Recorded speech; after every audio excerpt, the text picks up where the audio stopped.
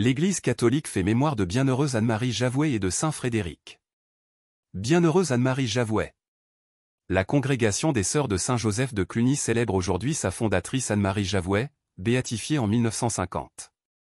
Les sœurs sont plus de 3000, présentes dans 55 pays, de la Guyane à l'Océanie. Née en 1779 et décédée à Paris en 1851, cette solide bourguignonne fut au XIXe siècle une missionnaire d'exception. Depuis son premier contact avec l'Afrique, elle lutta toute sa vie durant avec audace et intelligence pour la libération des esclaves, au Sénégal, en Gambie et en Sierra Leone. Cette femme intrépide nous livre une réflexion sur la valeur du temps et de la constance. Le temps est un grand maître.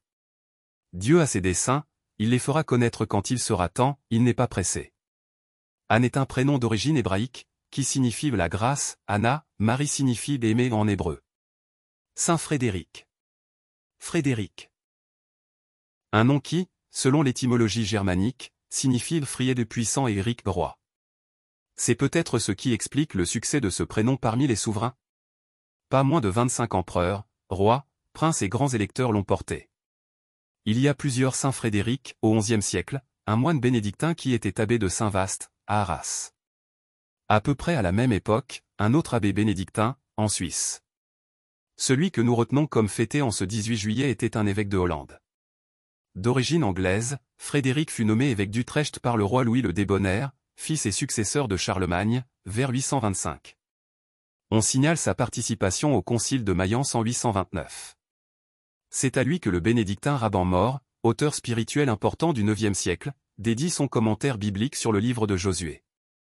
L'évêque Saint Frédéric sera assassiné sur l'ordre de l'impératrice de Rhénanie, à laquelle il avait reproché sa conduite de débauché. Il venait de célébrer la messe.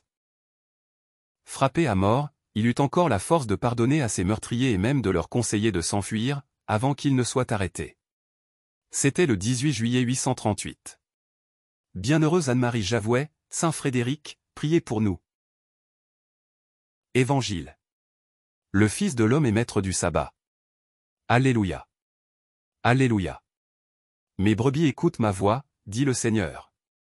Moi, je les connais, et elles me suivent. Alléluia. Évangile de Jésus-Christ selon saint Matthieu. En ce temps-là, un jour de sabbat. Jésus vint à passer à travers les champs de blé. Ses disciples eurent faim.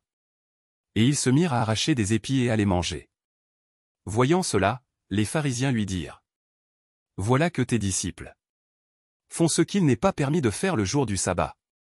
Mais il leur dit. N'avez-vous pas lu ce que fit David? Quand il eut faim, lui et ceux qui l'accompagnaient. Il entra dans la maison de Dieu. Et ils mangèrent les pains de l'offrande. Or, ni lui ni les autres n'avaient le droit d'en manger.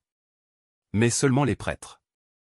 Ou bien encore, n'avez-vous pas lu dans la loi que le jour du sabbat, les prêtres, dans le temple, manquent au repos du sabbat sans commettre de faute? Or, je vous le dis, il y a ici plus grand que le temple.